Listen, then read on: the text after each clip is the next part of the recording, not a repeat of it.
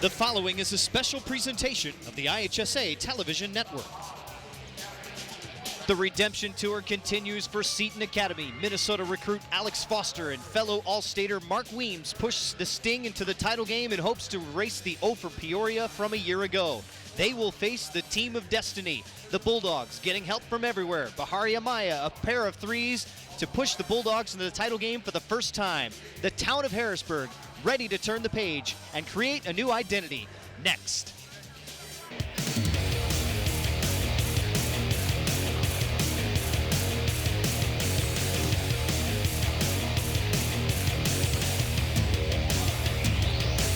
Carver Arena in Central Illinois in a 50-degree day. As we turn the corner towards spring, it looks like Harrisburg will try and turn it up against an athletically superior Seton Academy team here in our Class 2A state championship game tonight.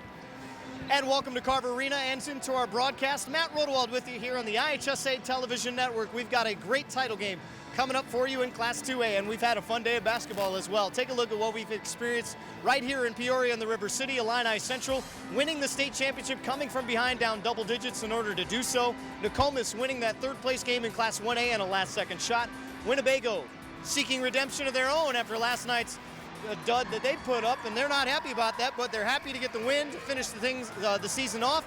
And our Class 2A state championship coming up next between Harrisburg and between Seton Academy. For Seton Academy, they've been here before, 2009, winning that state championship with DJ Cooper and company. Last year, they expected to do better than they did, and they put up two poor performances that they freely admit shouldn't have been where they were. This time, they're trying to change that, and they're doing it against a crowd heavily favored for Harrisburg. We'll send it over to Dave Bernard and Mark Lindo, who will have the call for tonight's championship game. Gentlemen. Thank you very much, Matt. Let's look back 1 year ago. These two teams advanced deep. As Matt just said, Seton Academy, they came in here as favorites in this tournament last year. They finished in fourth place with those two losses. Harrisburg made the run all the way to the super sectionals before losing there. And you've got to believe, Mark, that from those two moments, the loss here in Peoria, the loss in the super sectional, they made plans to be right here, right now. Well, you know, every team starts the season with dreams. Some dream conference title, some dream regional, some dream sectional. Some say, hey, let's get to state. Both these teams, they dreamed championship. That's what it's been all about, and one of them is going to be crowned here tonight.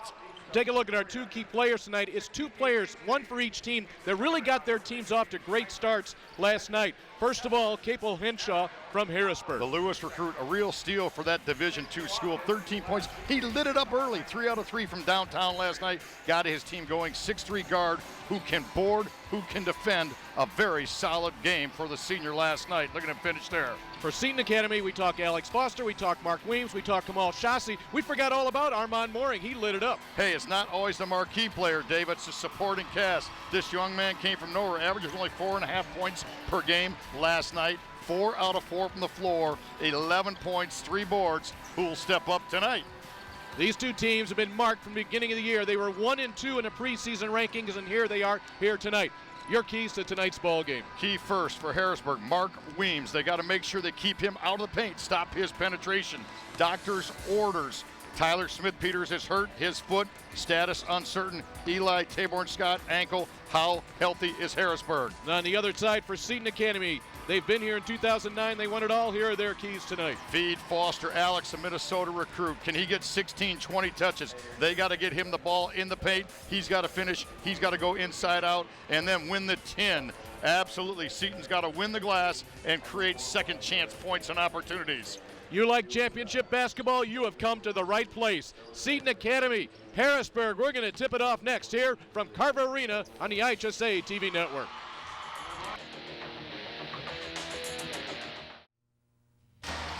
We have come to Carver Arena to crown ourselves a Class 2A state champion. Harrisburg Seton Academy will be getting it on here in moments. For Harrisburg, top-ranked team in the state following the first poll of the season under head coach Randy Smith-Peters, his 20th year at Harrisburg, first time he has coached in this state championship ball game.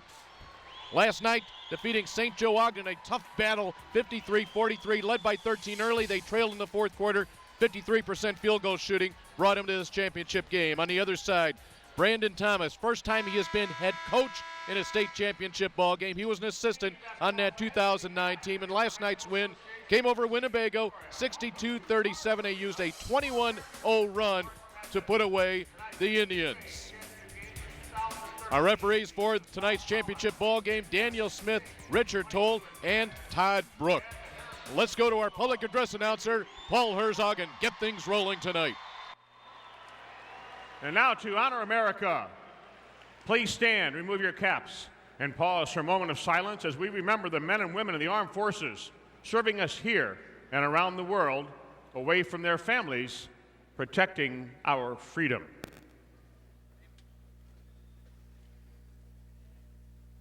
Thank you as we thank them. Now please address the flag with your hand over your heart and join Brandon Peterson, a senior at Mendota Township High School, as he leads us in the singing of our national anthem. Oh, say, can you see by the dawn's early light what so proudly we hailed at the twilight's last gleaming, whose broad stripes and bright stars through the perilous fight o'er the ramparts we watched were so gallantly streaming, and the rocket's red glare, the bombs bursting in air, gave proof through the night that a flag was still there. Oh, say, does that star-spangled banner yet wave o'er the land of the free and the home of the brave?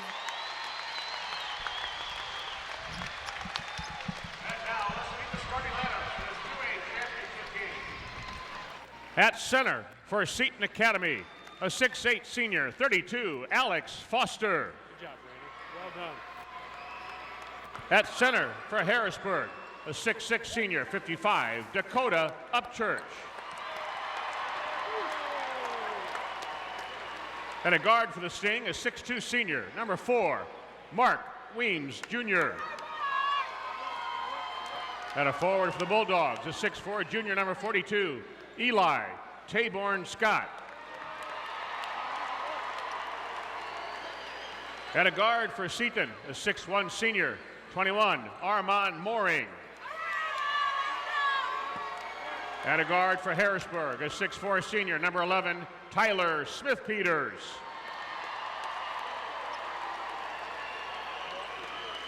Another guard for the Sting, a 6'2" senior, 23, Kamal Shasi. Another guard for the Bulldogs, a 6'3" senior, 21, Capel Henshaw.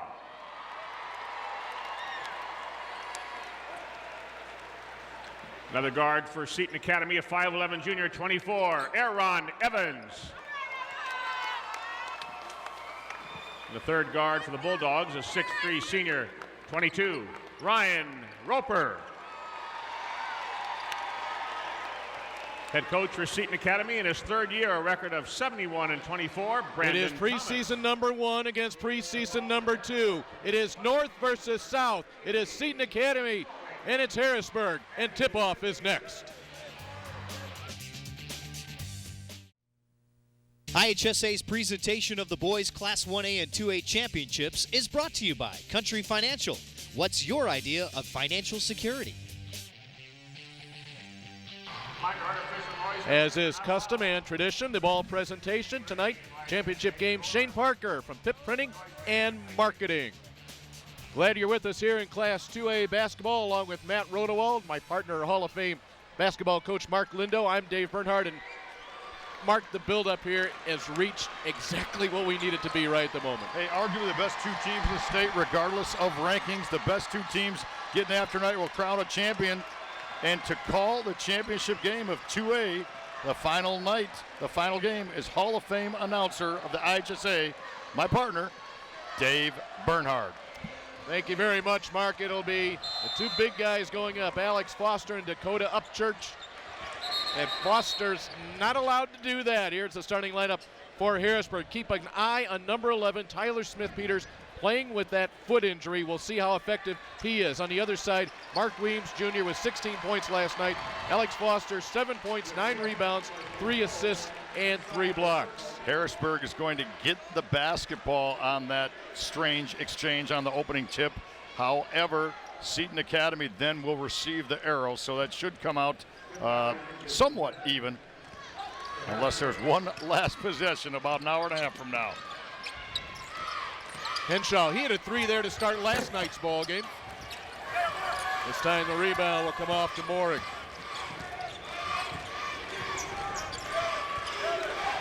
Jamal Shassi at the point. Averages 4.1 assists. He had 6 last night. Mooring was 4 out of 4. We featured him in the open. Sometimes it's not the star, but the X factor. But again, we're going to watch number 32 inside, Alex Foster. I think they're going to try to establish him early. They want him to get 16 to 20 touches. There's one. Didn't quite get all the way. May have gotten a piece of the ball, but it was Dakota Upchurch with the steal. Roper.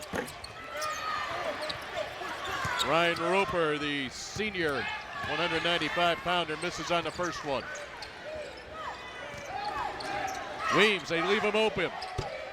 Mark Weems makes them pay. He was 2 of 3 from three-point range last night in the 62-37 semifinal win over Winnebago. Set, square, finish. Good look at the bucket, and he's able to get the job done. Key matchup there is keeping Weems out of the painted area. Eli Taborn's got that first block of the game, goes to Foster.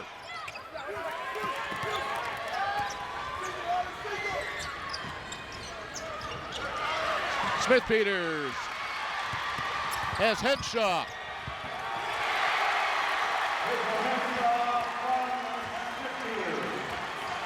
Steal, assist, Smith-Peters, bucket, Henshaw.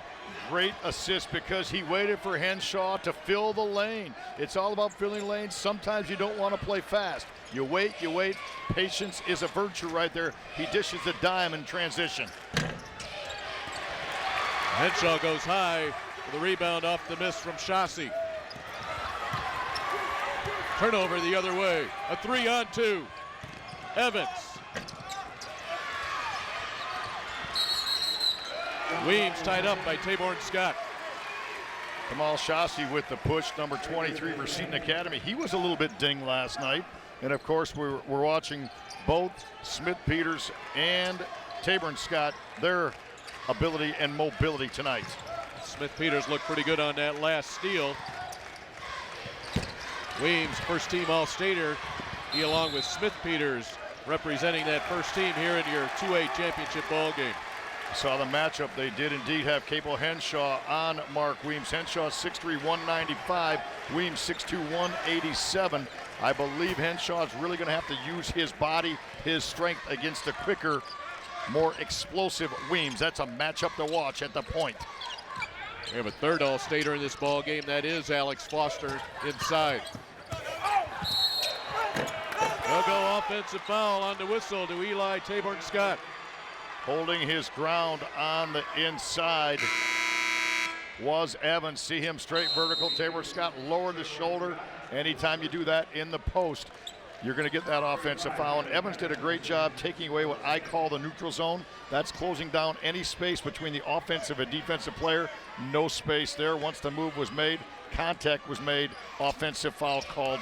Great defensive execution by Aaron Evans. Brandon Thomas has made the first substitution for Seton. He brought in 6'7" Johnny Patterson. Patterson off the bench last night, 12 points, 6 rebounds, and 3 blocks. Foster will get the touch and the score. Second touch, and they have the Twin Towers in right now. Patterson 6'7", Foster 6'8".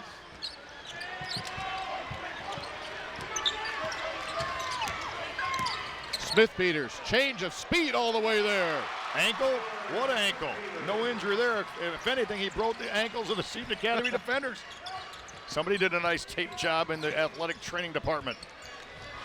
Foster again inside. Upchurch bodying him up. Weems the cut. tip Patterson.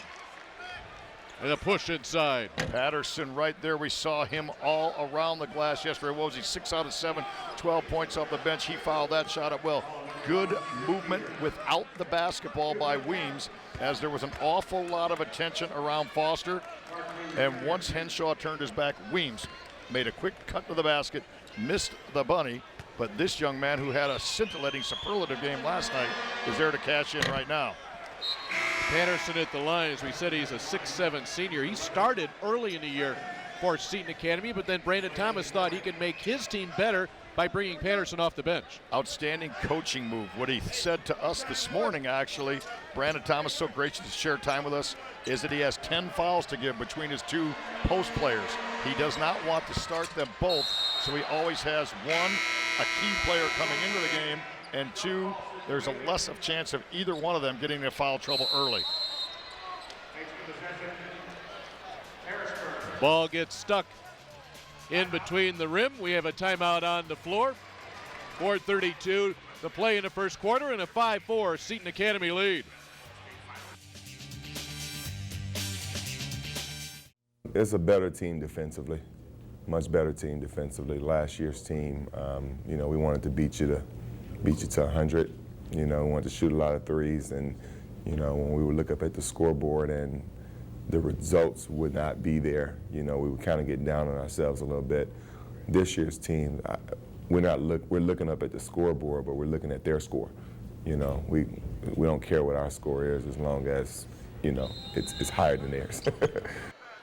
And Brandon Thomas' team trying to win a state title tonight. The Grambling grad has his best friend coaching in a state title game in Texas tonight.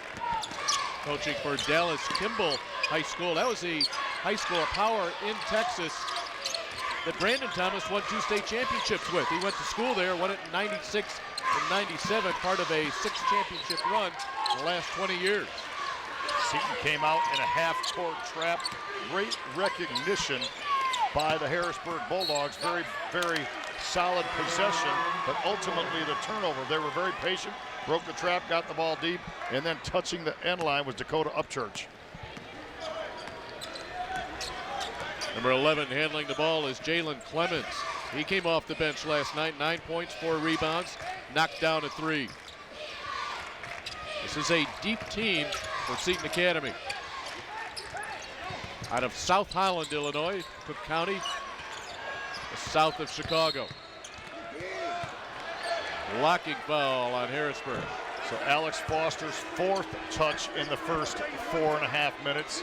I would think you might see some high-low basketball post-exchange between the 2 Twin Towers and Patterson at 6'7" and Foster at 6'8". Foster chose Minnesota over DePaul, Wisconsin, and Illinois. This was the lineup that Seton had on the floor last night when they had a 21-0 run in the first half to blow open that game with Winnebago in the semis. Crossover, Weems. Chance for the lead here for Harrisburg. About 3 minutes to play in the first. Your 2A state championship ball game from Peoria. Weems, consensus All-Stater, Catholic League MVP, and the catalyst of his basketball team. Here comes Weems.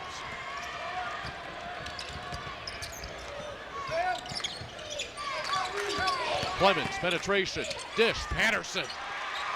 That is a combination that we saw click and cash in about 3 or 4 times last night. Clemens and Patterson off the bench, a huge lift for the Sting, taking a bite out of their opponent consistently.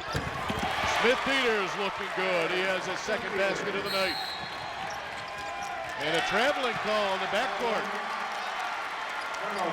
We talked about Smith Peters' injury. Everybody thinks it happened last night. It happened in the super sectional. We talked to Randy Smith Peters, the coach, and Tyler's son. He said it might be his ankle, it might be his foot, it might be his toe. We're not sure which, but we know they put some tape on it, and he's flat out playing on adrenaline in a championship game tonight. Standing out in the hallway just outside the Harrisburg locker room before they took the floor. It was a very loose bunch of Bulldogs, and Probably the loosest of the bunch was Tyler Smith-Peters. Just had this huge smile on his face that whole time before they came out here. Interesting, Harrisburg, because they are physically exhausted and beaten up, they did not go on a court today. They slept in. They watched film. They had a team dinner. They went over a scout report. Miles Harrison has come into the Seton lineup. He's double teaming the ball up top with Clemens. Smith-Peters free, fires. Quick hands Harrison. Look at Tamar Scott get on top of it. Ah, you gotta love it. That is big time basketball. We're playing for a championship, so skin the knees. And a push inside against Patterson. Dakota Upchurch goes 6'6", 235. Look at scramble, rugby scrum. And out of this More scramble action. right here, we had a technical foul called on Dakota Upchurch for Harrisburg. So that will be his second foul. A little bit of jawing going on. Part of the 10 players on the floor. There's Dakota Upchurch. Upchurch goes 6'6", 235. He'll play football at SIU. He was playing physical basketball there like a football player. And he had a little bit of discussion as he got into the ear, it seemed, of Patterson. Tyler Smith-Peters just did not get there early enough to break it up before Upchurch could pick up that technical. You like your basketball intense in a state title ball game? You have it here just 6 minutes in as Weems splits a couple of free throws. Really like Weems' physique, 6'2", 187, long length in his arms. He is a prototype point guard.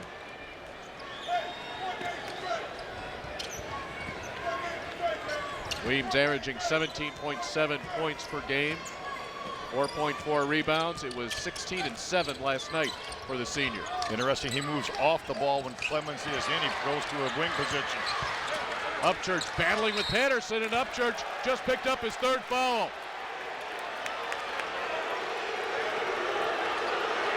Absolutely key with 1:48 to go. You see the body, see the space, the neutral zone I talk about, backing in is Patterson, and what the mistake that Upchurch made was at the last second, he turned to try to guide Patterson to the baseline. As he did that, contact was forced, and the foul was called. Patterson 0 for 3 from the line. Now bring Bahari Amaya off the bench, the 6'4" sophomore, replacing Upchurch. But Amaya, what a ball game this guy had last night, averaging 5.6 per game. He had 13 points and 6 rebounds. And he had a huge three with about 4 minutes to go that really turned the tide. Tyler Smith-Peters called it Amaya's game of his life. That three that you referred to gave Harrisburg the lead. They would never relinquish and actually ended the game, began the end of the game on an 11-1 run. Tavern Scott in and out. The ball in a 2-point lead for Seton.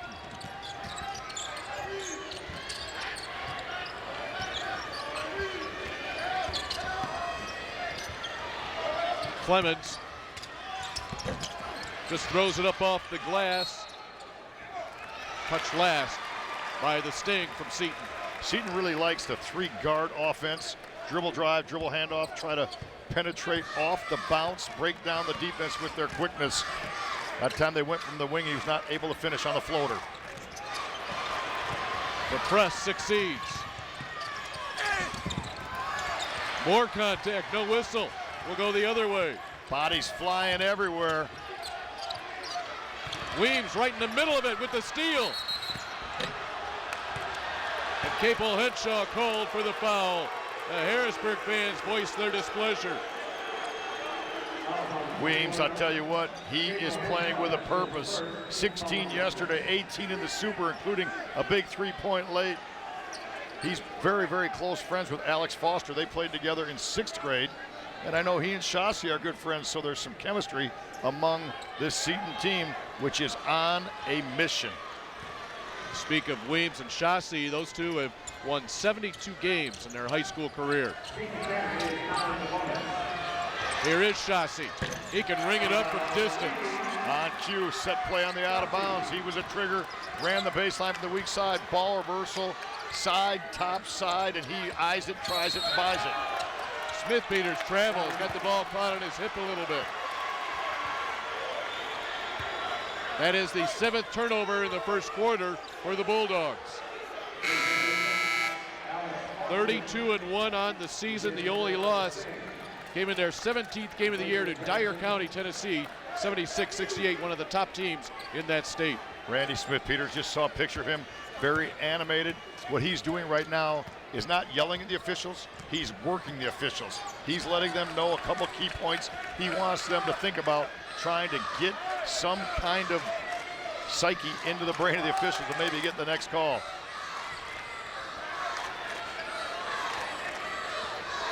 Clemens will try to break this down and kick it down low to one of his posts or throw it back out to Weems.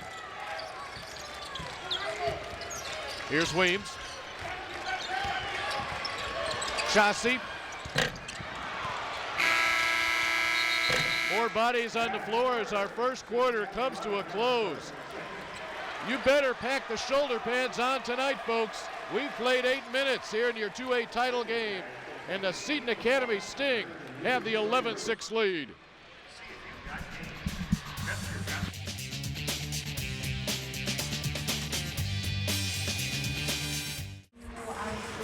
An intense, emotional first quarter here at Carver Arena. Seton with the lead, 11-6. Here's your tail of the tape, and don't let that record fool you at all with Seton Academy. They play more than 20 games against 3A and 4A competition, and last year prior to coming to Peoria, they were 17-4 against that competition. And of course, Harrisburg dealing with their first major test last night. They're dealing with it right now, and a little bit closer of a drive for Seton Academy, but still the big-time fan turnout from Harrisburg tonight. Mark Weems and Kamal Shasi, the two guys for Seton Academy that have driven this program over the course of the last couple of years, 3-year starters. The most wins in program history was 68. They talk about each other, comparing each other, how they complement each other's games. Shasi saying that Weems is more of the go-to-the-basket kind of guy, and it shows in the stats with more than 1,300 points and averaging 18 a game. And Shasi, the best passer, he's more of the outside shooter. So they complement each other real well, and so far it's worked out nicely. Also helps this year to have a nice 6'8" guy patrolling the middle in Alex Foster. Thanks, Matt. As we talk about Shasi and Weems, they are the number 1 and number 2 scorers. Weems number 1, Shasi number 2 in Seton Academy history. With Matt Rodewald, Dave Bernhardt along with Mark Lindo, here is Shasi. He'll get the assist to Clemens. Seton in a 1-2-2 half-court trap.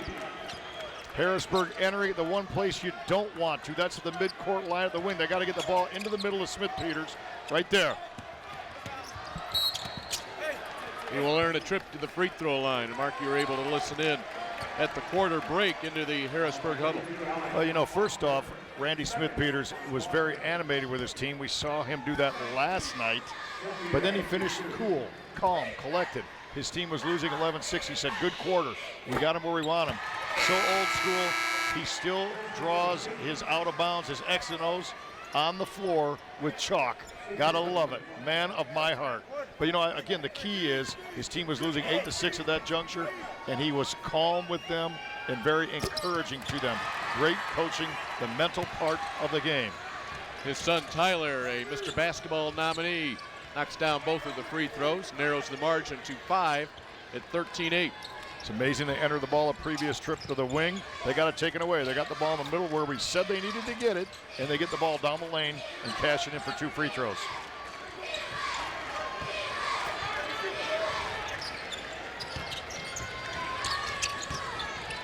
Shasi and Weems. And a 3-second call. Interesting defensive set by Harrisburg. A ball screen was set. They switched the screen, and going underneath the ball screen was 22 Ryan Roper.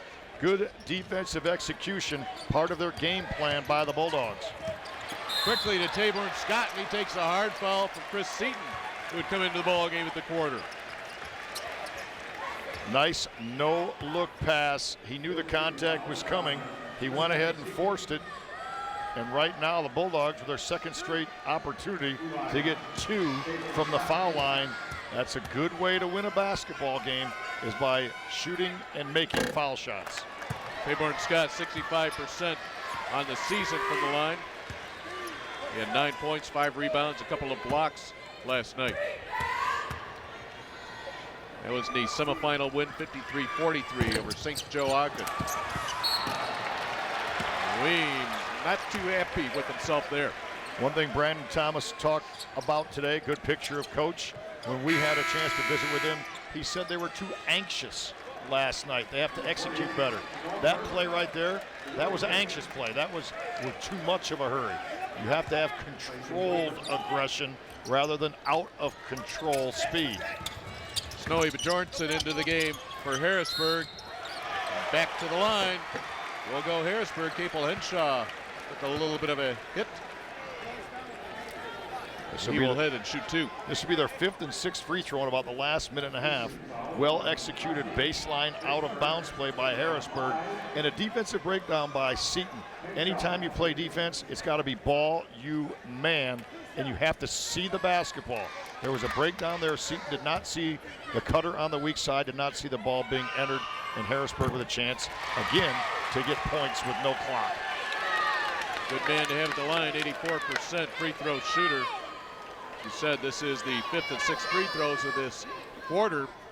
5 team fouls on Seton, so 3 of the 5 fouls have been on shooting attempts.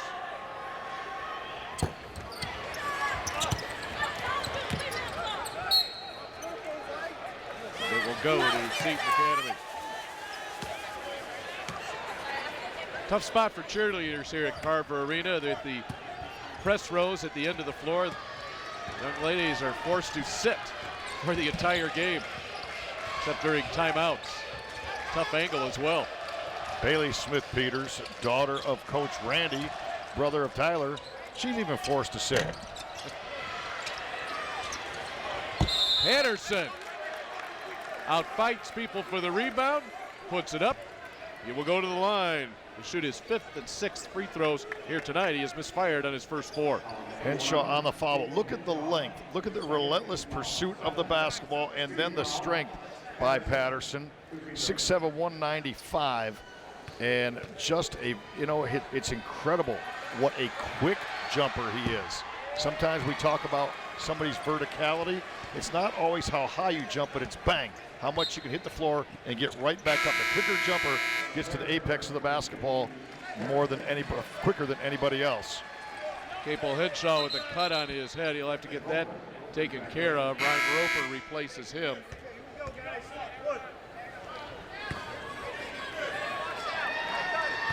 Harrisburg involved in some blood on the floor and faces yesterday in their semifinal game. 14-9 lead for Seton Academy as Aaron Evans comes in to replace Patterson. So Seton now will go small. Evans at 5'11". Smith-Peters. Trailers, Ryan Roper. Bulldogs will keep it. 2 minutes gone in the second quarter. Low scoring 2A championship game. Smith-Peters. Johnson. And a steal by Weems. Well, you get a couple of offensive rebounds, and it takes one set of quick hands to deny Harrisburg a chance to cut into the 5-point lead. You talk about the Twin Towers, 6'8" Foster, 6'7" Patterson on the bench. They're going to go dribble drive motion and try to break this team down. They basically have 5 guards on the floor do the sting right now. There's the drive. Weems can get to the hole. He has 6 points tonight and a 7-point lead at 16-9. Double dribble, Smith-Peters. And Randy Smith-Peters is warned to get back to his bench. He nearly drew a tee.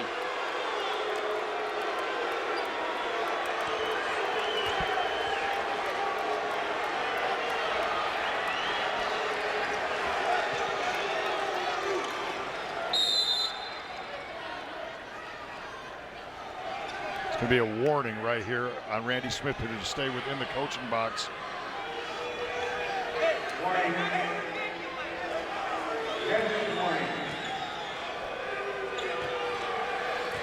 This is a good time where the exchange between official and coach should just cease. I mean by that, the official might want to think about just walking away from the situation. And there's one where they came right back, and Seton, the beneficiary of that call after what I would have to say was a double dribble that could have gone either way, foul or double dribble. Now a foul called away from the ball before the inbounds. Needless to say, this game has not really developed a flow to it other than it is physical and emotional. Now look at Clemens with a foul, and he's not happy. Every whistle now is drawing a reaction from either player, coaches, or fans. Good job by Smith Peters, splitting the trap. There's two ways to beat a trap, as we see Brandon Thomas exhorting his team. One is to step through the trap. That's what Tyler Smith Peters did on that one. The other way to beat a trap is to dribble behind it, dribble out of pressure. Anytime you're being full court or half court trapped, you have to keep a teammate behind the basketball, behind the level of the ball, so there's always an outlet to pass to. We're in a bonus situation. Smith Peters hits the first. This will be the 8th free throw of the quarter for Harrisburg, who does not have a field goal here in the first 3 minutes of this period. Henshaw gets his face repaired. He'll replace Amaya. This is free throw number 8. The first 2 minutes and 50 seconds of quarter number 2. Very significant number right there to look at as Harrisburg hangs around. 8 of the 11 points for the Bulldogs have come from Tyler Smith Peters. He was held to 5 last night. It's a 5-point lead for the Sting from Seton. Tough shot for Weems. Battling inside is Mooring. Armand Mooring, the 6'1" senior with the offensive putback. Excellent defense by Taborn Scott coming over to rotate to help. But what happened is once he came to rotate help, he was out of rebound position. His teammates then did not rotate off the backside, and the easy lay-in then on the stick back. Smith Peters, long range. Seton wanting to push. Great move along the baseline for Weems. Silky, smooth acceleration. Mark Weems Jr. now with 8. Biggest lead of the night for Seton at 9, 20-11. Taborn Scott gets the roll. Smith Peters doing a good job. Drive, draw, dish the basketball. Taborn Scott split 2 defenders, had enough strength and enough sleight of hand to fight that one through about 4 arms.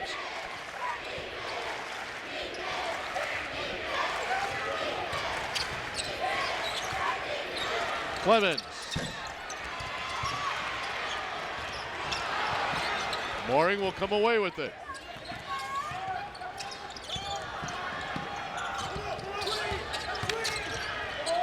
Chauncey, ring it up. That's a great example. That set, the ball was on the right side, the right side, the right side. The defense was set. Once the ball got reversed, bang, an open shot, and they make it hurt for burying the 3. 23-13, a foul on Weems.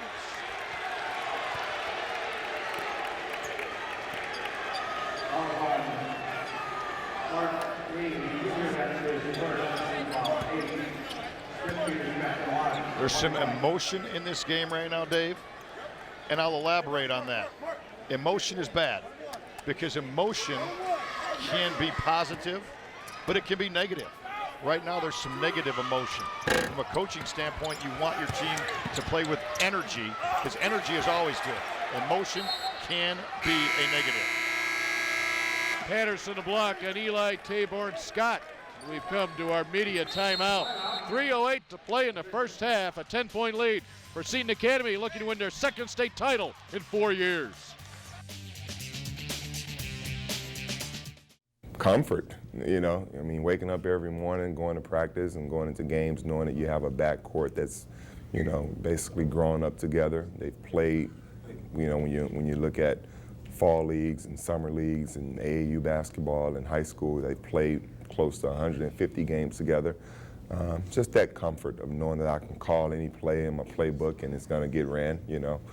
They know one another. They feed off one another.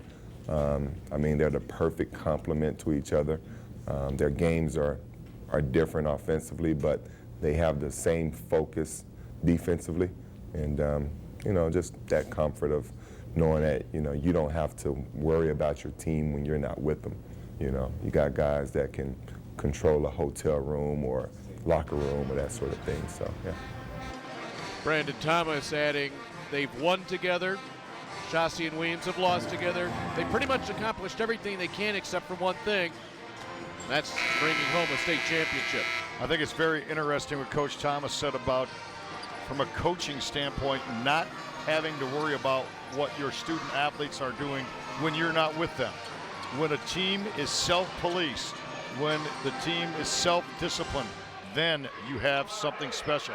Then you have championship opportunities. Very important final 3 minutes of the half for Harrisburg.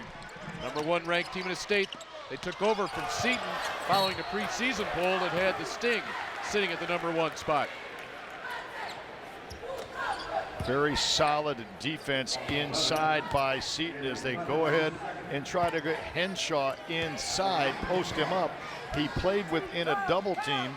The ball was knocked away. As you see that cut on his eye, he's a gutsy young man, but he stayed with the play with reckless and relentless pursuit of the basketball to stay with it and get his ball club, Harrisburg, to the line once again. 9th and 10th free throw in the last 5 minutes. Some Capel Henshaw fans in the stands here at Carver Arena. 7-11 from the line tonight for the Bulldogs. That's keeping them in it. They still trail 23-15. Only 4 of 14 from the field, however, for Harrisburg. That's 29% shooting.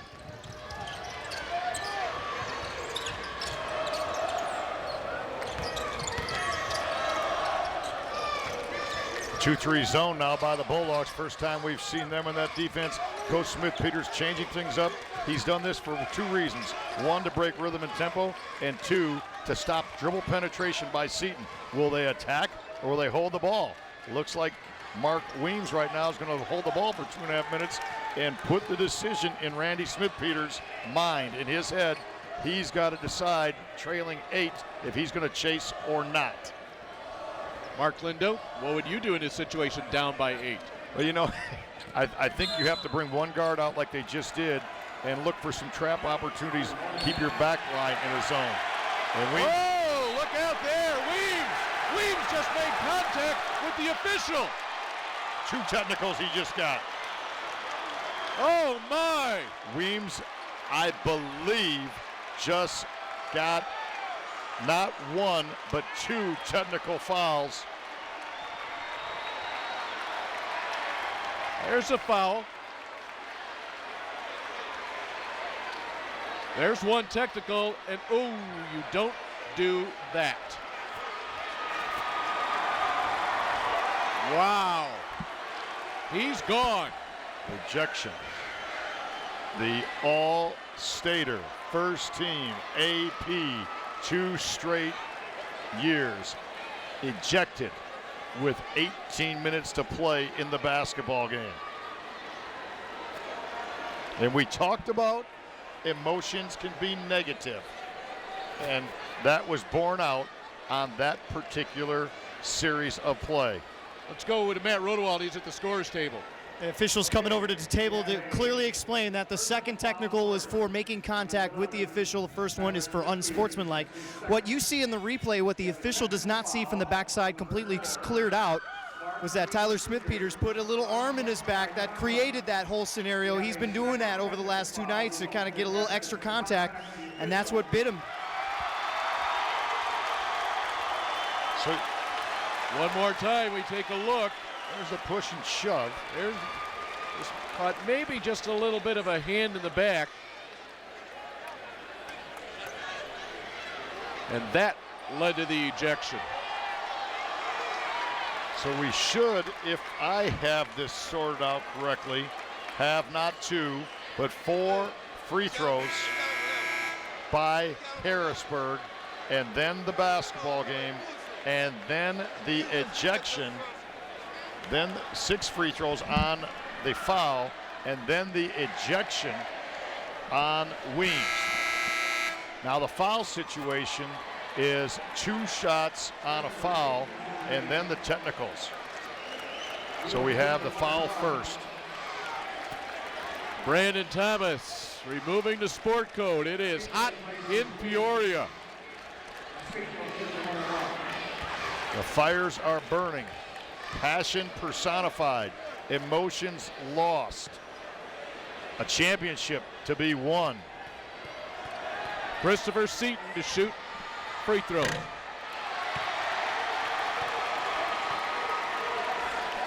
That was the front end of a 1-and-1.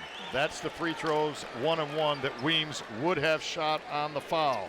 Now we should have 4 free throws from Henshaw, who is a 84% shooter on the season. 23-15. Sting trying to pull together. They lead by 8. That's 1.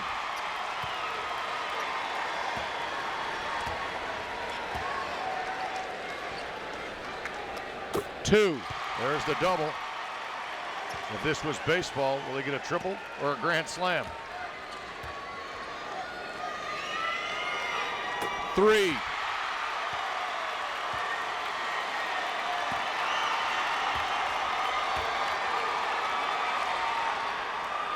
Four free throws.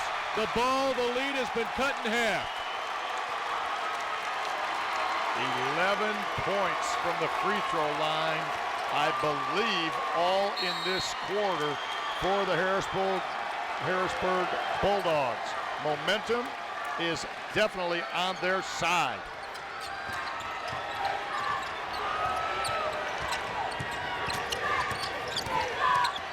Smith-Peters, three-pointer.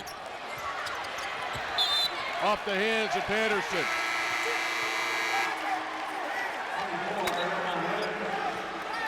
Harrisburg has cut this lead to 4 in this quarter. They've scored 13 points and have made only 1 basket. Harrisburg shooting well from the line, 11-15. Seton Academy, 2 out of 9. But Georgeson will get the bucket.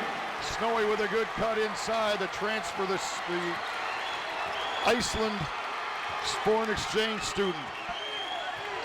A 6-point possession for Harrisburg.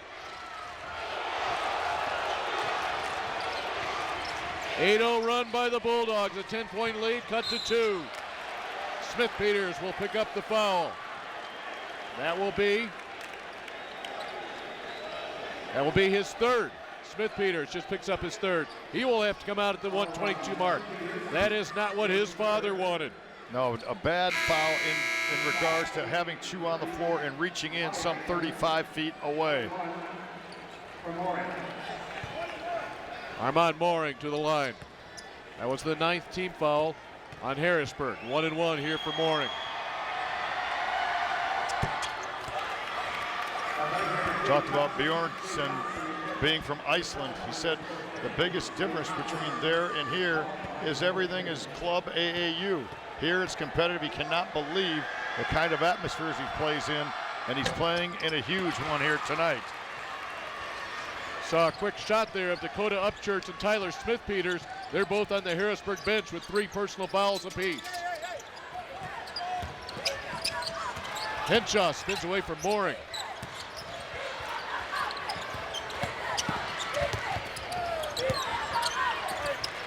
Roper inside, his shot's blocked. Under a minute here, first half. Harrisburg making the extra pass time and time again. Clemens with the foul. Back to the line we go again.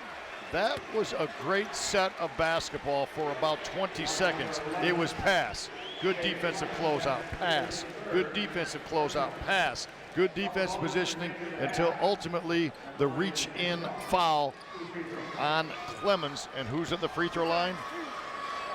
But Henshaw once again.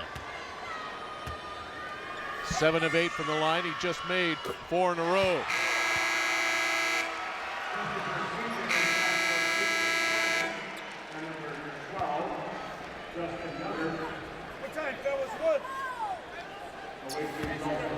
Clemens picked up his 3rd foul. Remember, Mark Weems, first-team All-Stater, is gone.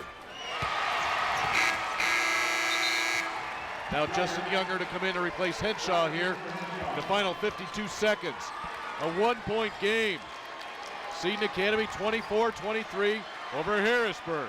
Conspicuous by his absence, also 32, Alex Foster has not been on the floor for a while. Patterson getting the playing time at the post position.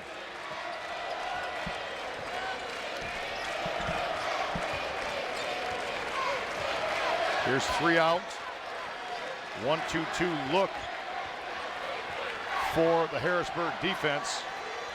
Seton's going to try to break it down off a dribble drive using their speed, athleticism, and quickness off the bounce.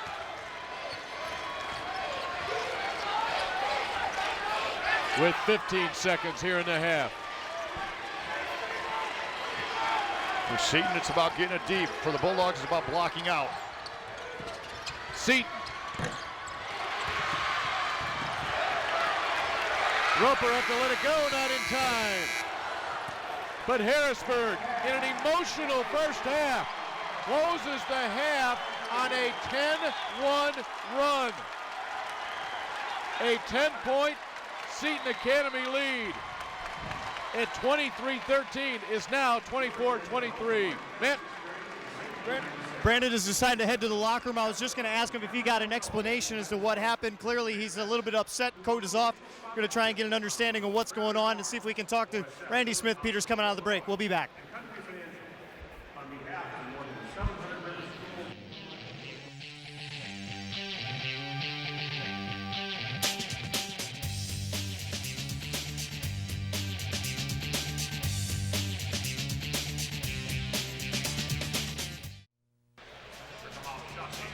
Harrisburg fans getting a little bit of chance to relax here in your extended halftime with the award ceremony.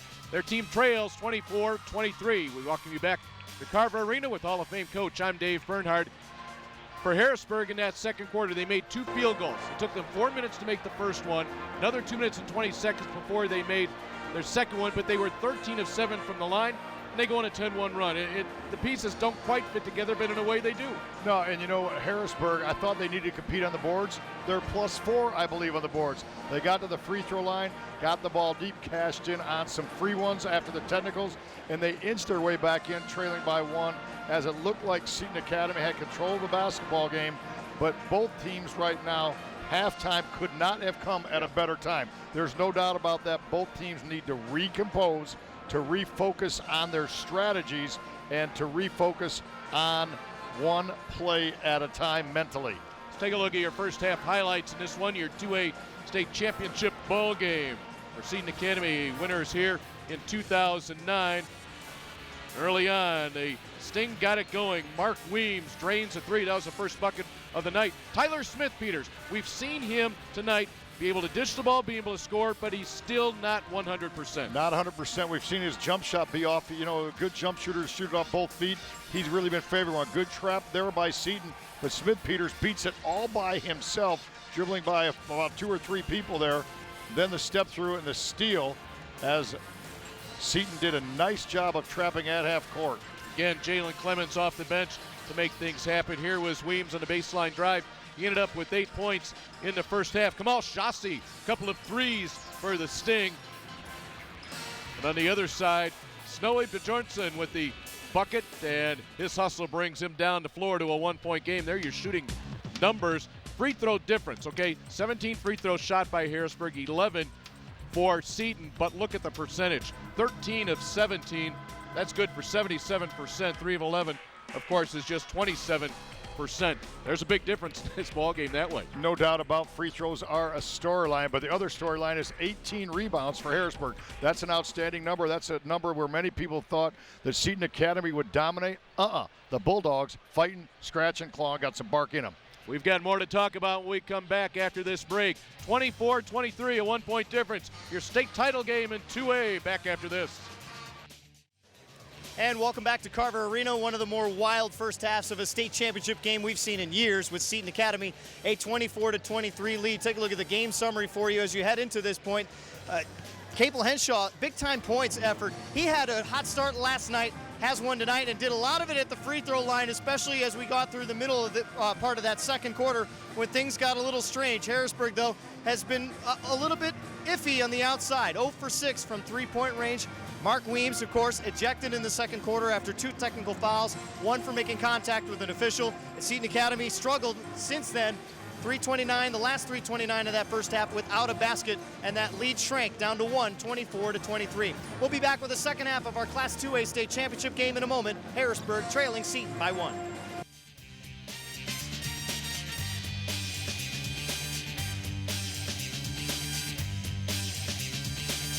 This stage is nowhere near Broadway, and none of these actors will be accepting an Oscar anytime soon.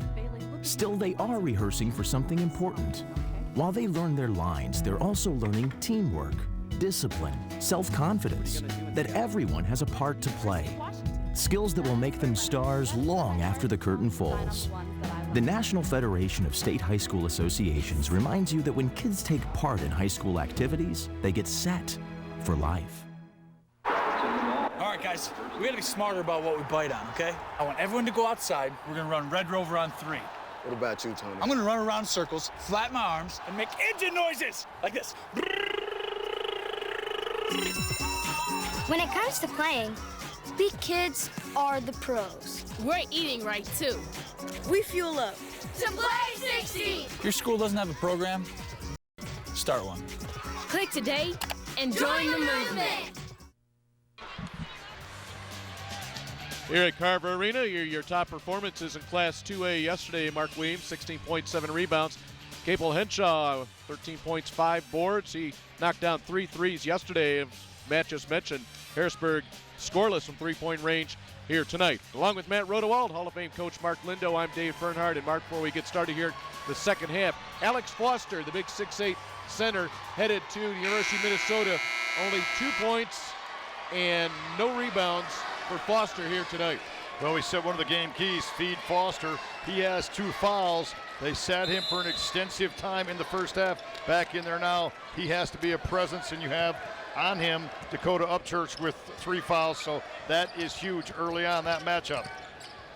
Caleb Henshaw, you saw his name right there in the scoreboard with 11 points, but he travels to open up the third quarter. And the other question you have to ask, you talked about it late in that first half, the emotions. You've got to believe, though, this 20 to almost 25-minute halftime had to cool some of those down. Well, you know, it's so amazing that we had talked about emotions before the emotions broke out, and neither team was really able to control that.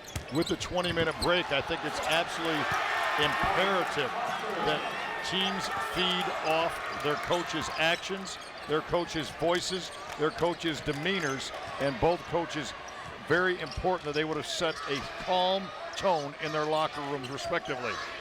Foster got that first touch and knocked it down. Foul situation. We said Mark Weems has been ejected. He is gone. Tyler Smith-Peters, he on the drive right there. He has 3 fouls along with Dakota Upchurch with 3. Upchurch, the first half, only 6 minutes of action. The big bruiser underneath. Now you can see it is definitely part of the game plan of Randy Smith-Peters and his basketball team. Right now they want to live from the free throw line. Tyler Smith-Peters took that basketball right at the inside twin towers of Foster and Patterson, trying to seek Foster's 3rd foul. Now Patterson and Foster with 2 respectively. Smith-Peters with 10 points, back to a 1-point game. About a minute into the third quarter, Jalen Clemens, he'll handle the ball now. Now Clemens, he also has foul situation. He has 3 personals. Foster. Patterson.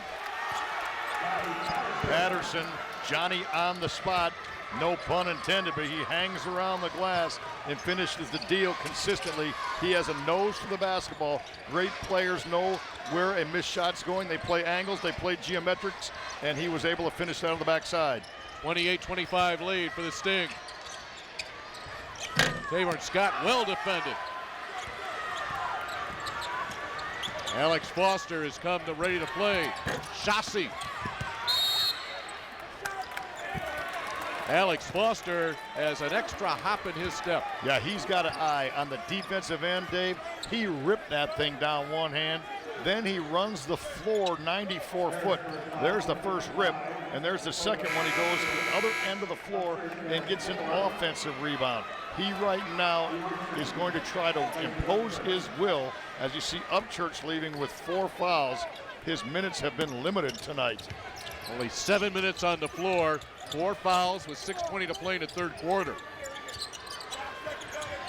The ball in a 3-point lead for Seton. It's a foul on the floor as Chassis the baseline drive.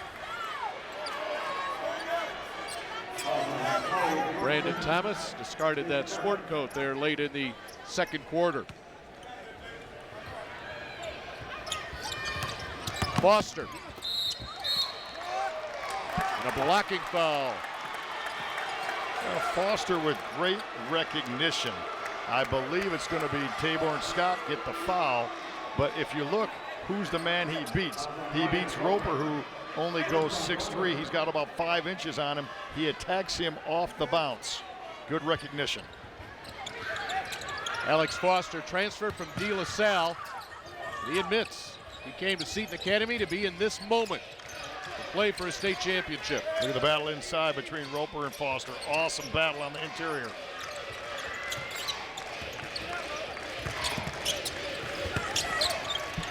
Stripped by Tabor Scott. Patterson able to finish. That is strength from 6'7" Johnny Patterson.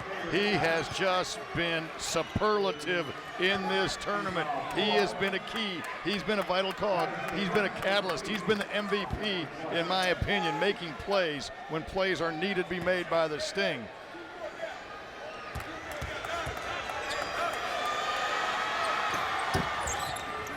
He has had a tough time at the free throw line here tonight. Just 1 of 8. Smith-Peters, season opening. He'll give it up. Ryan Roper will get the bucket. The drive, the draw, the dish as Smith-Peters gets it deep into the heart of the defense and then gets the assist. Remember, he's playing with 3 fouls. Here's a foul away from the ball, and this may be against Roper.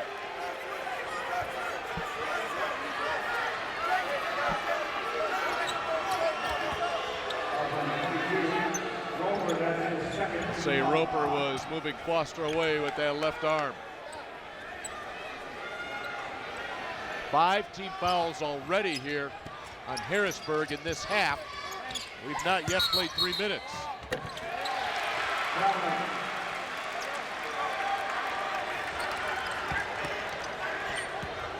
Harrisburg right now, I think you'll see them continue to try to spread the floor. Tyler Smith-Peters going on adrenaline with that bad ankle. He's had a good battle that he's been able to win against Camille Chassis. Tabor Scott's going to take it right in on Patterson and scores. Tabor Scott took it on Patterson, avoided the block on Foster. And once again, with dribble drive penetration. Look at him, he turns the corner. No look pass by the fine point guard Smith-Peters, who goes 6'4", but can handle the stone, no doubt about it. And his beneficiary that time, Tabor Scott, was able to finish with authority on the weak side. Great vision on the distribution of the basketball inside. We are tied. What was once a 10-point lead for Seton Academy has gone to 0. 7 fouls already this half, 5 belonging to Harrisburg. A 30-30 ball game, 3 minutes into the second half. Chassis buries the 3. Big time shot, big time player. Answered the bell right there. Chassis with a look. Look at him play defense. He's all lit up on the ball. Smith-Peters in trouble. Patterson whistled for the foul. That will be our 8th foul. This game could come down to the free throw line here, the way fouls are piling up here in the first 3.5 minutes. Now they had Mooring on Smith-Peters for a while. They moved Sashi a little bit more speed and quickness right there. And we have a high octane intensity ball game going on. We have a timeout, 33-30, the lead to Seton thanks to Kamal Shassi's three.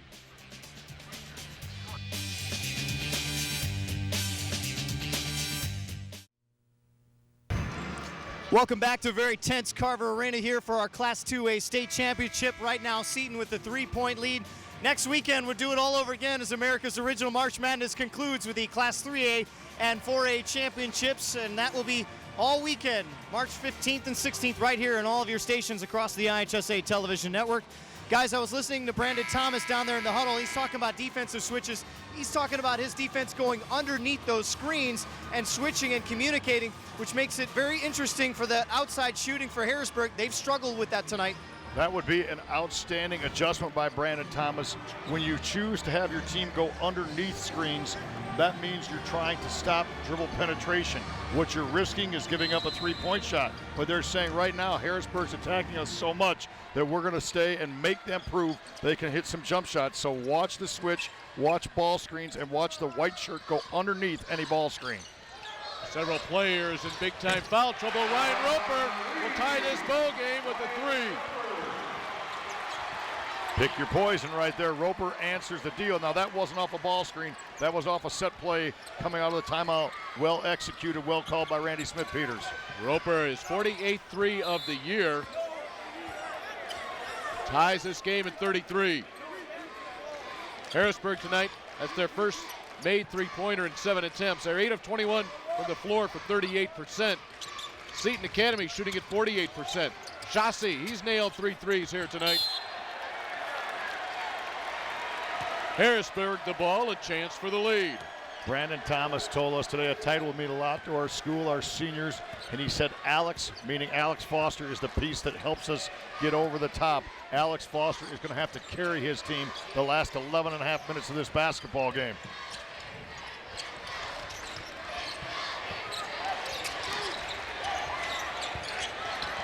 Poked out of the hands of Taborn Scott. Tyler Smith-Peters with 10 points here tonight.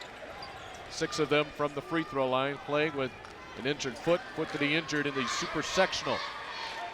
Taborn Scott hurt an ankle last night. I don't know that they feel anything right now. Roper feels it. Ahead, running the floor is Patterson. Clemens. Smith-Peters. Seton fans wanted to travel. Ahead for Johnson. Roper swings at Smith-Peters in rhythm. Absolutely awesome fast break by Harrisburg. Smith-Peters had his eyes on the goal the whole time. He threw the ball ahead. One kick out, one kick back, a step-in shot, and the Bulldogs have some bite and they lead. First time tonight they have led. Roper and Smith-Peters with threes. Clemens the other way with the charge call.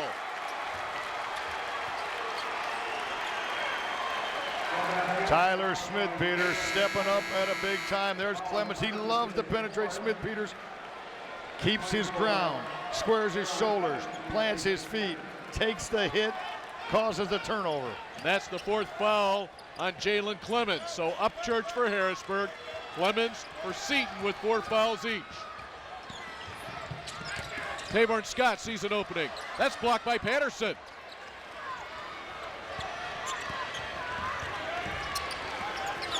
Chassis, his team down by 3. You have to get Foster or Patterson a point-blank touch on this possession. It's imperative. Mooring has it. They've not touched it yet. Not a lot of movement around without the ball. Mooring will try it. Armand Mooring, yesterday we had 2 3-pointers and 2 attempts. Not the shot that Brandon Thomas wanted. Well, see, both his twin towers were posted down low, but no movement. In basketball, you have to be hard to guard. Very little screening, very little cutting. So very easy to defend on that set. They settled for an outside shot, not in rhythm. Leading by 3. Henshaw lets Foster clear. He'll get his own board. Nobody home.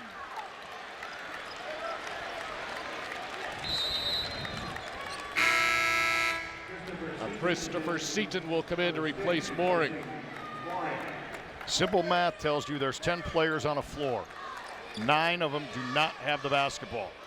So it's what you do without the basketball that is critical. Are you freeing yourself? Are you freeing your teammates? Are you moving with a purpose? Are you screening? Seton needs to get some more movement, man movement, without the basketball to try to break down this Bulldogs defense. Foster 20 feet from the bucket. He'll take it in. He'll score! 36-35. The 1-point lead belongs to the Harrisburg Bulldogs.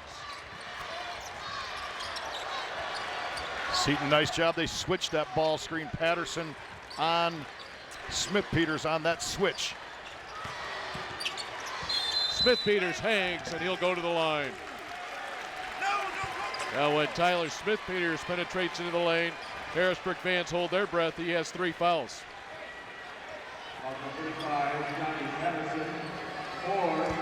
Collision of knees. Alex Foster took the brunt of that when he got the bucket.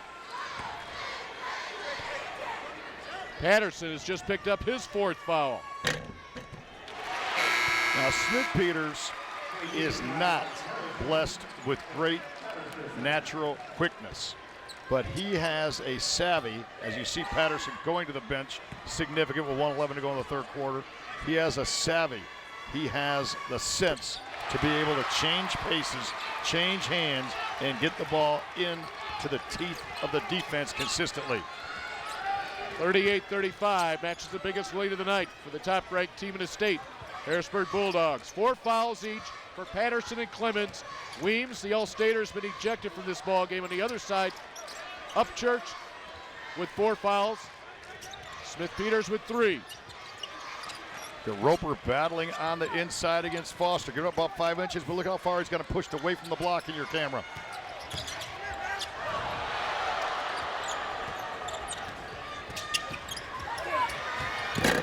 Line drive 3 from Seton, no, and the rebound to Henshaw.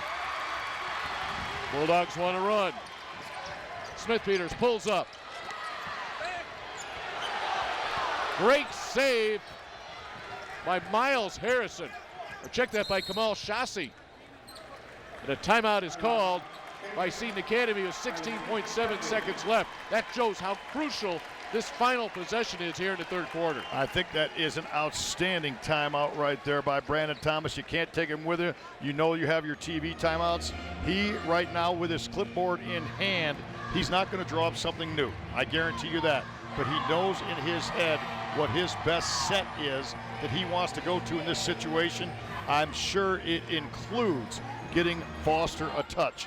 You'll see a double team, no doubt about that, by Harrisburg. Will Foster have the presence of mind to try to make a play or throw it inside out for what would be an open 3 if he feels a double team?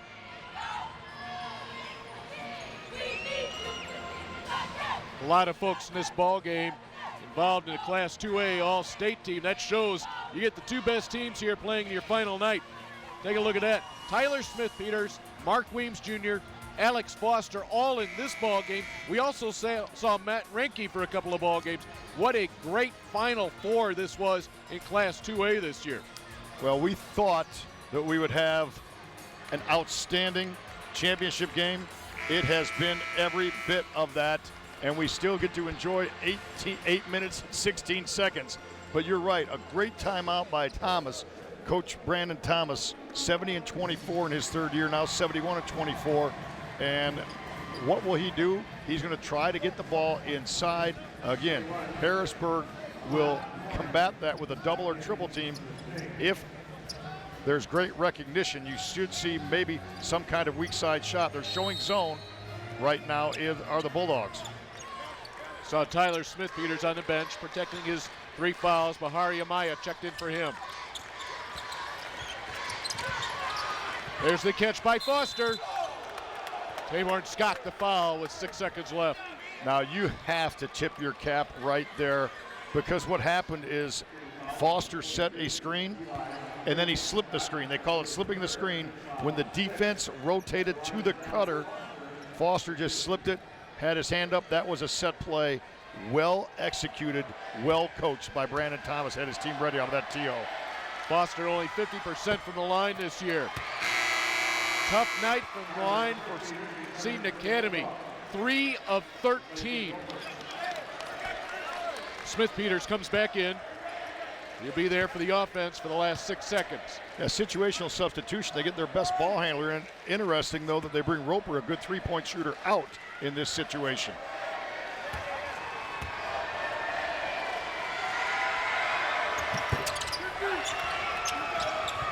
A 2-point game. Tabor and Scott will have to hurry.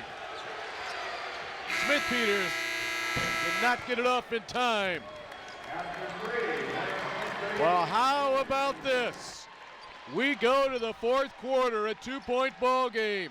Harrisburg coming from 10 points down. They lead it by 2, 38-36 as we go to number 4. Hey, welcome back to Carver Arena, where it's been a wild ride in Peoria tonight. So far, as we head into the fourth quarter, 2-point game with Harrisburg, 38-36 at that point. We've got a lot of good basketball earlier today. Of course, the Nokomis game ended with a thriller. Evan Huber with a basket with 1 second left to get that win. Illini Central with a state championship pulling away after rallying down 10. Our third place game was pretty good as Winnebago pulled away, and then this one's going down to the wire as well. For Tyler Smith-Peters, guys, he's trying to win a state championship. He is the youngest of 5 brothers. His oldest brother already won a state championship in football in 2000. He wants to join the family with the state championship trophy of his own. It's going to be a tough road for him as we take a look at Governor Pat Quinn. He is here tonight. He has been awarding trophies. I think those yawns will go away here in the final 8 minutes. He has enjoyed this one. Catch by Foster. Muscles it up. Jorgensen the rebound. Tip your cap to Tabor and Scott. He held his position, stayed on the floor on the ball fake, and forced Foster to shoot over him. Very solid fundamental defense.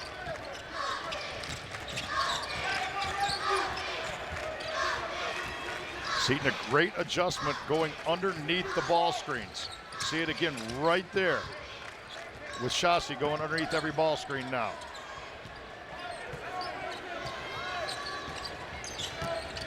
Smith-Peters. Amaya, he had been threes last night, and he hits an ice-cold jumper right there.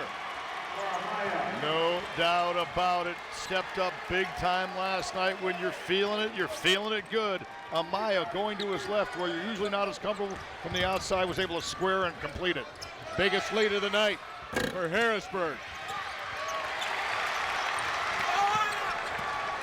The Bulldogs working it with a 4-point lead. They trailed at one point, 23-13.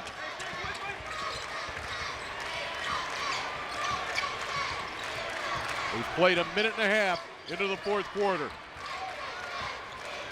Tabor and Scott now setting some what we call flat screens rather than angled screens to give his ball handler the chance to go either direction.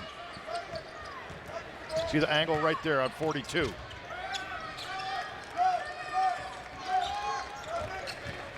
Henshaw dribbles away from trouble.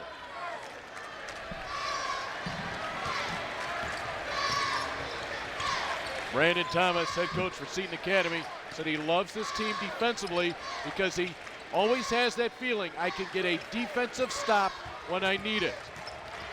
Well, right now they may need more than a stop. They may need the ball.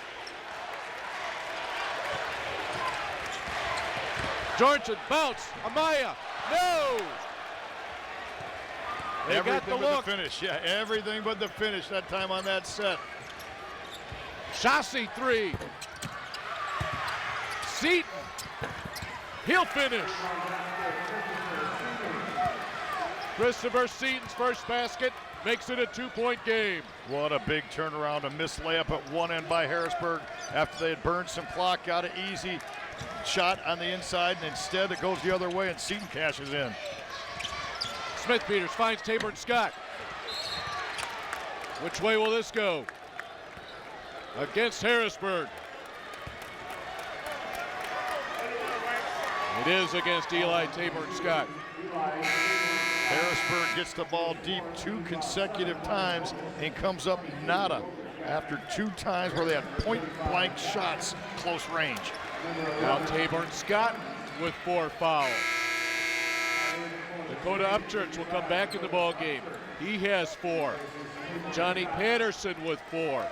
Jalen Clemens with 4. Alex Foster at the line, 1-1 for the 6'8" senior.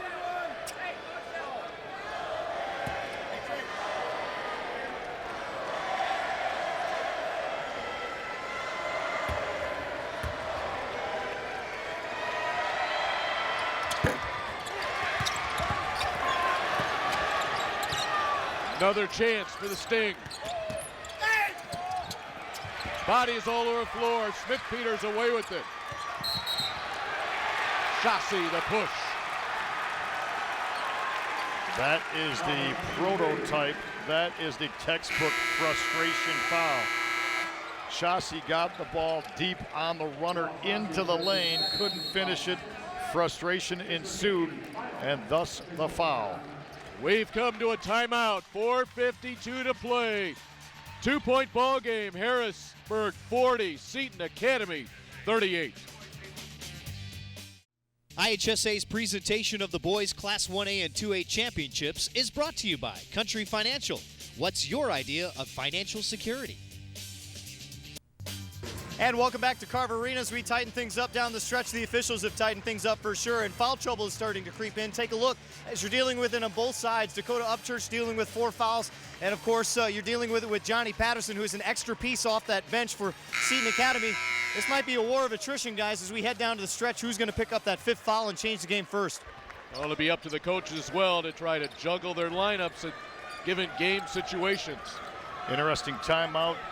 Randy Smith-Peters basically asked his team, what do you want to run? They gave it to him, and he said, run it. Just make sure it's there.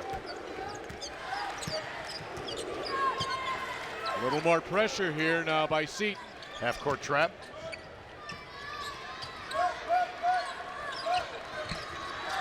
Once again, this ball has to be touched in the middle. If it's touched in the middle, you distort the defense of the zone.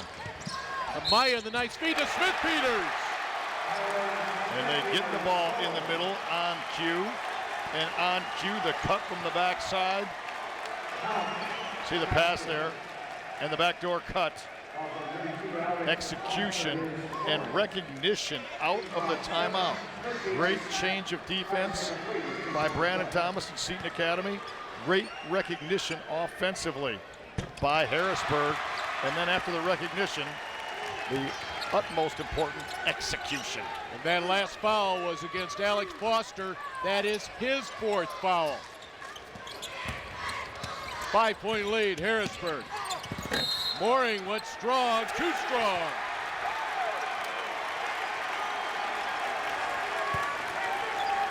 You are talking about, once again, Smith-Peters taking the charge. Now, that's the 3rd charge he's taken tonight. He only weighs 175. He's got a banged-up foot, a banged-up ankle, a banged-up toe, but he's given it all for his ball club to try to take a title.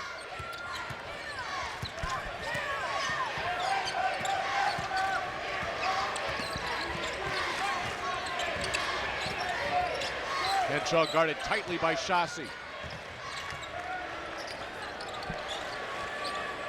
Maya, just a sophomore. Finds Henshaw, rolls it in. Henshaw, relentless, moving without the ball from the backside. A great cut, the left-handed reverse, and the Bulldogs have exploded.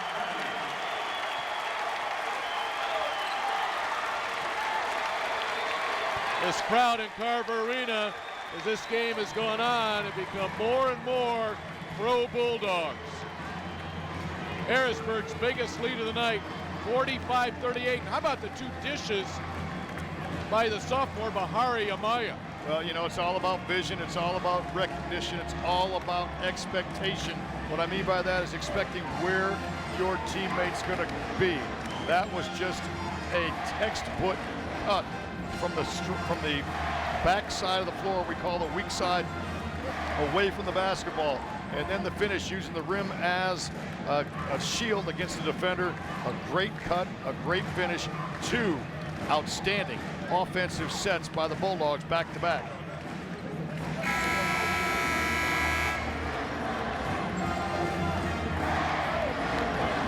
Once again, your foul situation for Harrisburg. Taborn, Scott, and Upchurch, 4 fouls each. For Seton, Alex Foster, Clemens, Johnny Patterson, 4 each. Go over to Matt Rodewald. Brandon Thomas drawing up a little backdoor to try and get some of the taste of the Harrisburg medicine. They are overplaying on their weak side, and they're trying to take advantage of it. The assistant coaches are pressing to get their rebounding under control and try and get the body position on box out. It's been a problem for them lately. Harrisburg out rebounding Seton right now, 32-24. That is my biggest surprise, that even this Harrisburg advantage on the glass, we thought that would go Seton's way, but the Bulldogs have fundamentally blocked out all night long. Big possession here for Seton. They've not scored since about 5.5 minutes. They get one there. Clemens with authority kisses that off the glass, and now his quickness on defense causes some havoc. Chauncey gets contact with the leg on that one. 3:19 left. Aaron Evans in the game for Seton. He'll replace Patterson. So the Sting will go small here defensively. Now they also get his 4 fouls off the floor. You're trying to go some offense, defense right now. You get some quickness, you get some, some pressure ability, and you get your guy with 4 fouls off the floor. Smith, Peter, and Chauncey the battle up top.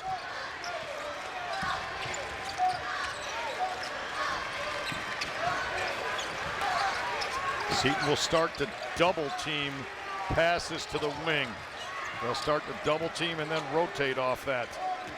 Under 3 minutes in a 5-point game. The lead in the ball for Harrisburg.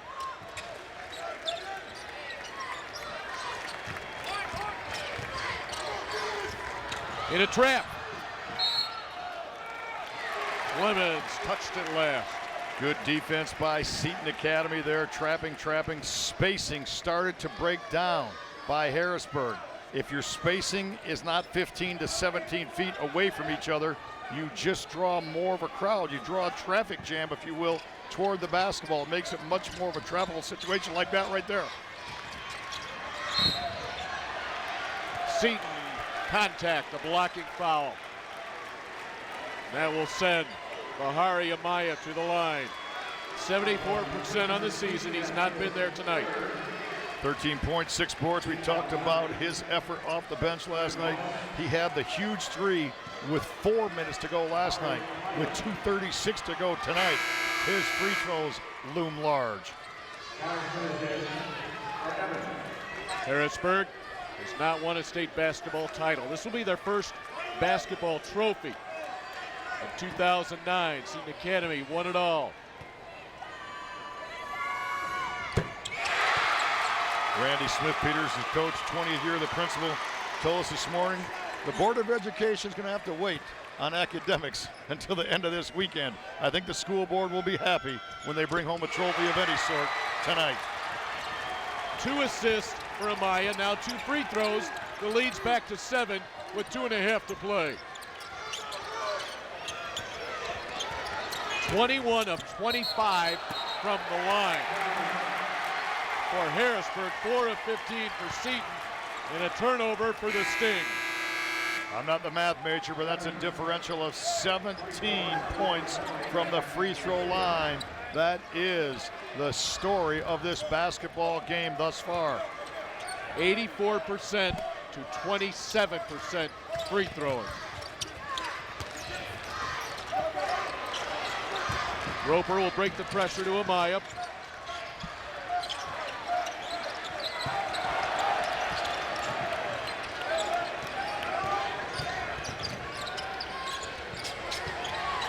Timeout.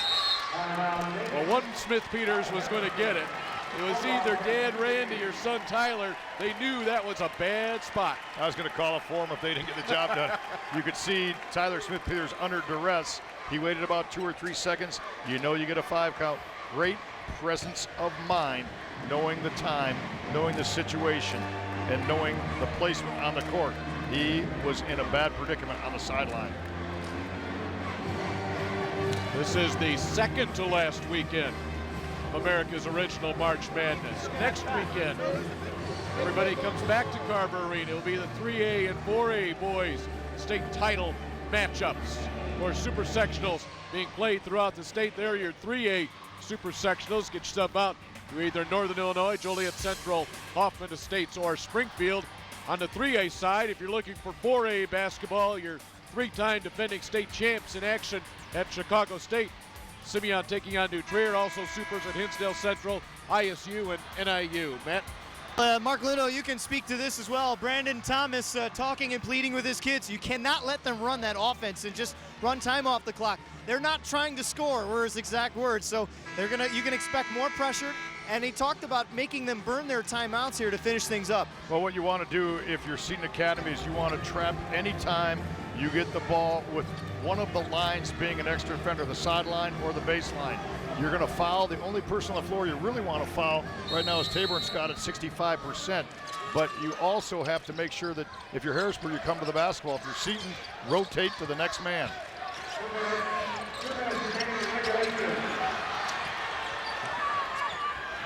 The steal. Seton has it. Both coaches are looking to get a timeout right there. We'll play on. 1:45. Seton down by 7. Mooring. We have a whistle. Blocking foul. 1-1 coming up.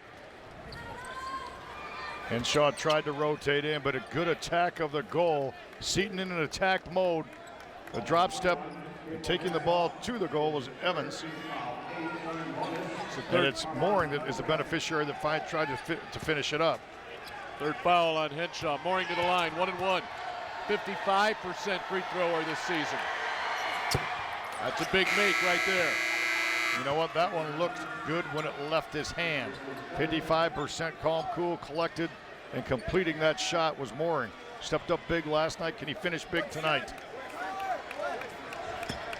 Clock frozen with 1:41 to play in your Class 2A state championship. This one's huge because it's 1 point on the board, plus it allows them to set up their press. There it is. 5-point difference. Tabor and Scott. Finds Roper. Finds Amaya. Rebound out of there. Seton the other way. We have a 3-point game. Amaya misses a little one and then looking down floor. Great job by Seton Academy with vision down the floor, looking for the easy bucket. Seton riding the hip of Smith Peters. That is not what Brandon Thomas wanted. Did not want the foul right there.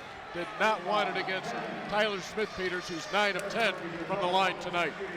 And it had just been a nice little run by Seton to cut into this deficit.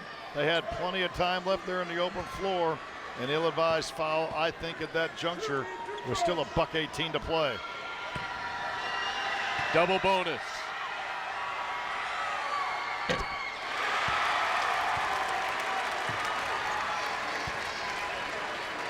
A 4-point difference. Young man had 5 points last night. The lights are bright tonight. He's got 22, 21. Seton will push it. Down to 1:15. Chassis. Rebound Mooring. Loose ball. They call a held ball. Possession will go to Harrisburg. Seton tried to get a timeout. They did not have possession. 65 seconds left. Snow flurries on the floor because everyone's diving to get the shovel out to try to come up with a basketball. Seton Academy, 1 timeout remaining. Harrisburg has 2.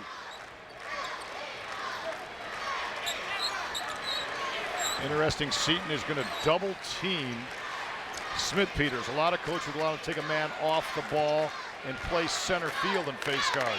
They're going to let anybody basically catch the ball and try to keep it out of Smith Peters' hands.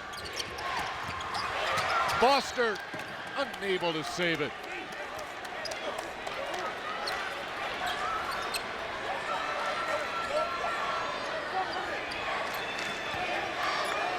Henshaw to inbound.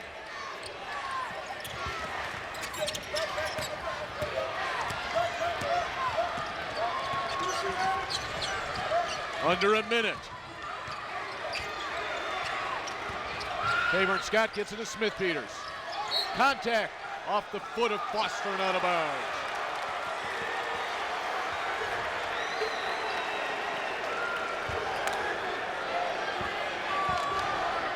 Harrisburg, the 4-point lead, the ball, 51.7 remaining.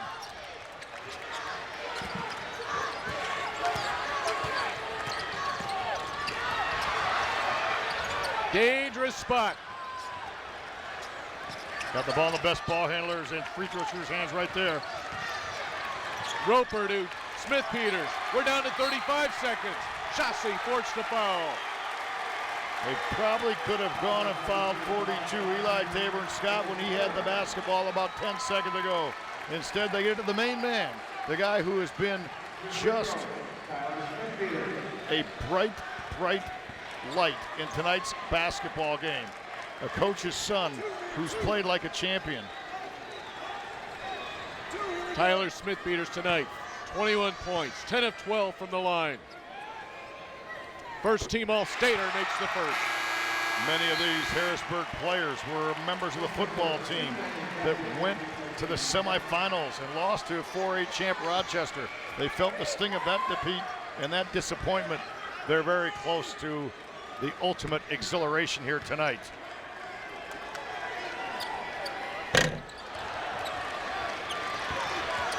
Chasing 5, Seton with it. Chauncey launches deep. Looking for 3, Mooring. Will stay at that end of the floor. Seton right there looked for the 3. They could have taken a 2 and made it a 1-possession game. They chose not to. They're looking 3 all the way. Chauncey. Tip. Foster got a hand on it. A touch last by Harrisburg. We're down to 12 seconds. And that brings a timeout from Brandon Thomas. He'll look at his sheet. He needs 5 points in 12 seconds. Well, they executed the last baseline out-of-bounds play extremely well. They got a good shot from the baseline. They had not 1, not 2, but 3 looks from three-point land. Couldn't finish any of them. And right now, they have to get the first available basket, whether it's a 2 or a 3. What a night by a young man. We didn't know how effective he was going to be, playing on a bad foot, suffered the super sectional. Tyler Smith-Peters, the 6'4", 175-pound senior, the son of head coach Randy Smith-Peters. Big plays at big times. Early on in this basketball game, he did a great job consistently splitting the defense. Good job passing, step in, jump shot there. That was the best 3 he shot all weekend. His ability to recognize seams on the inside of a Seton defense, both from a passing standpoint and a cutting standpoint, have been outstanding. Dave, we may have remembered this situation a year ago in the Class 4A title game with Simeon up 5 and Proviso East taking their final timeout. Regardless of what happens on the score, Harrisburg may not have to inbound the ball and can let the clock run out. So really, you have to score quickly and foul before the ball gets inbounded in order to get a shot at this. So Seton's got a lot of work to do. Great point, Matt. Yeah, you would foul on a dead ball, or quite honestly, it's going to sound crazy what Coach Lindo's going to say, but you could also call another timeout. I know it's a technical, but my goodness, you can't let the clock run out. One way or another, they got to get the ball back.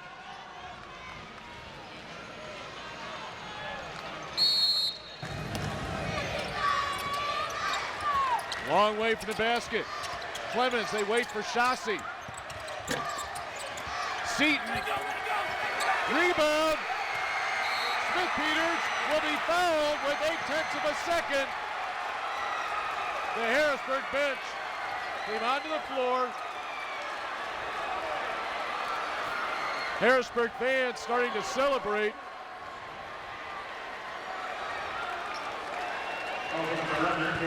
Smith Peters will go to the line to make it official. I'll tell you what, Seton Academy had an awful lot of opportunities. They executed well the last 30 seconds. They just couldn't get the ball to go into the hole late. And Harrisburg gets a chance to celebrate as we see the faces of disappointment on a very, very good Seton Academy basketball team. Harrisburg, one loss on the season. It came in the midway point of the season. 32-1 record. They were the second-ranked team in the preseason poll to Seton Academy. The one loss came to an out-of-state team, correct? So they were undefeated in Illinois, was my point.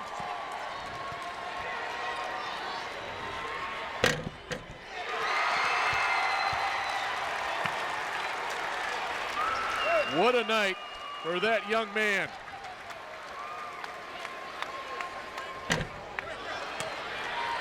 And Harrisburg, your state champs.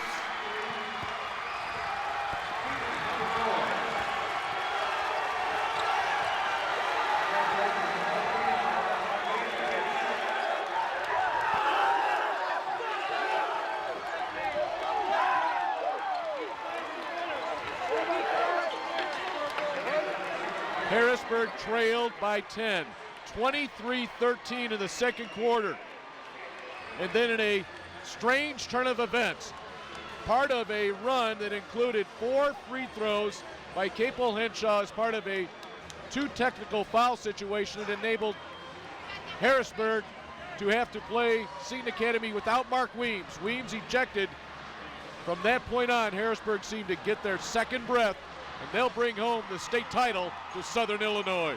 Great example of poise and possession in the second half, especially for Harrisburg. They kept their poise. They spread the defense. They attacked the basket. They get to the free throw line 31 times tonight. That is a recipe for winning. 34 rebounds to 32. They win that battle. Just a complete game for Seton Academy. You know what? They did a great job down the stretch. They executed down the stretch. They just were not able to get it done from a shooting standpoint. Only 37% of the game. Those are the key numbers. Free throws, rebounds, and Seton Academy's poor shooting percentage with good execution, but not being able to finish. Much was made last year at this time of the devastation in Harrisburg of the tornado that claimed 8 lives. That dream run was then in the super sectionals.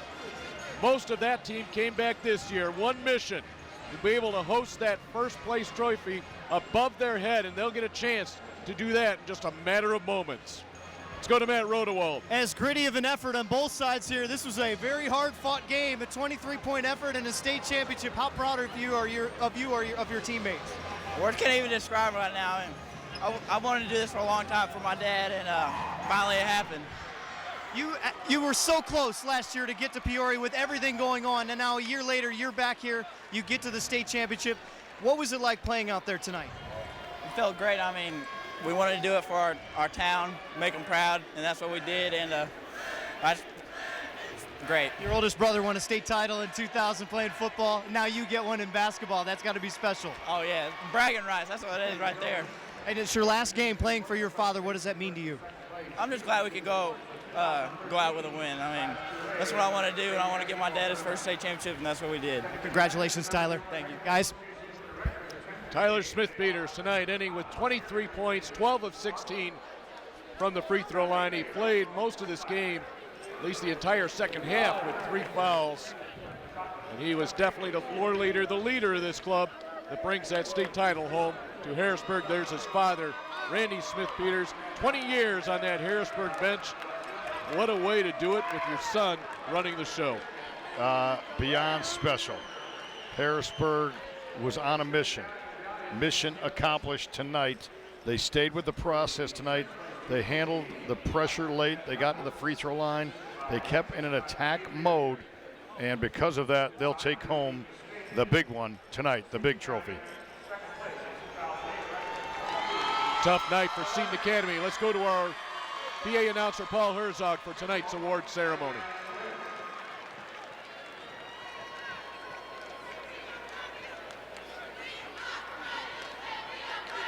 Assistant Principal, Earl McKay.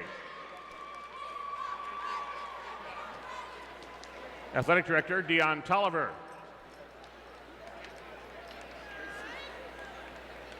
Certified Athletic Trainer, Kevin Payne. Head Coach, Brandon Thomas. Assistant Coach, Kevin McNair.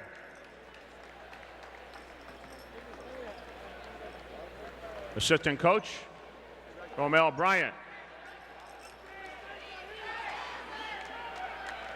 Assistant Coach, Arthur Kimber Sr. All the players, number 2, Christopher Seton. 3, Jawan Payton. Yeah, baby! 10, Curtis Nelson. 11, Jalen Clemens. 21, Armand Mooring. 22, Miles Harrison. 23, Kamal Shasi.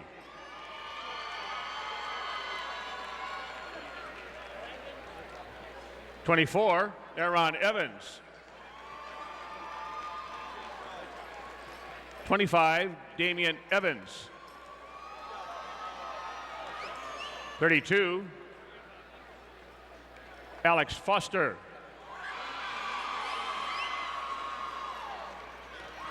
33, Albert Haskins Jr.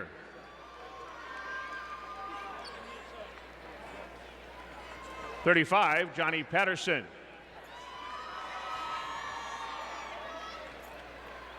Manager, Quentin Powell. Manager, Jawan Gardner. And manager, Jason Smith.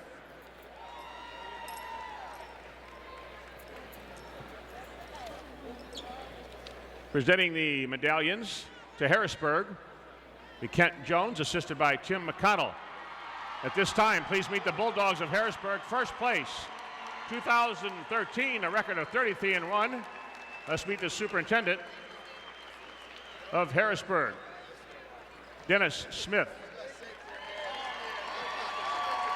Principal, Karen Crank. Athletic Director, Jay Thompson. Certified Athletic Trainer, Tim McCabe. Tina McCabe, excuse me. Head Coach, Randy Smith-Peters. Assistant Coach, Brandon Henshaw.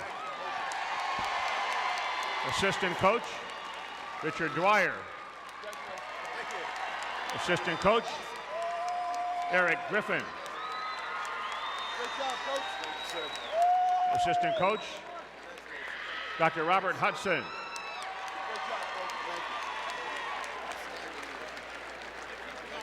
Now the players, number 3, Logan Hartley. Caleb Bartow.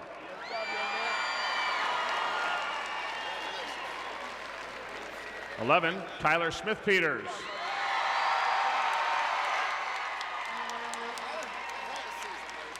Justin Younger.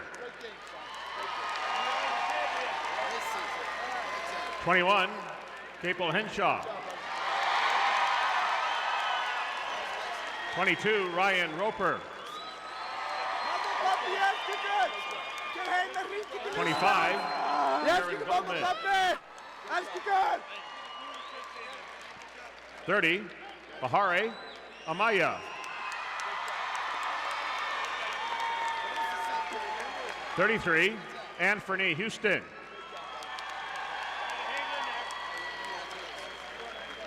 40, Snorfer Bjornsson.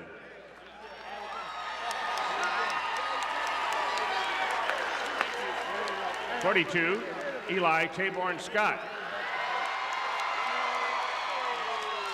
44, Gabe Oglesby. 45, Jake Simmerly.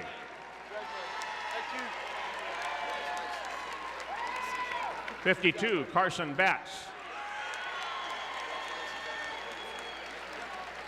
And 55, Dakota Upchurch. Manager, Jaden Roper. And manager, Patrick Biddle. Congratulations to Harrisburg.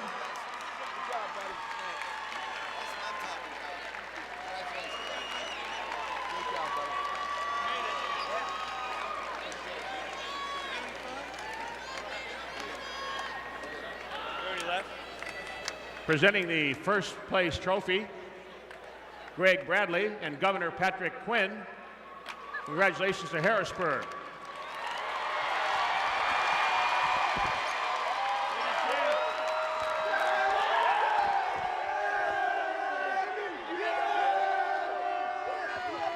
We need Seton Academy to come out.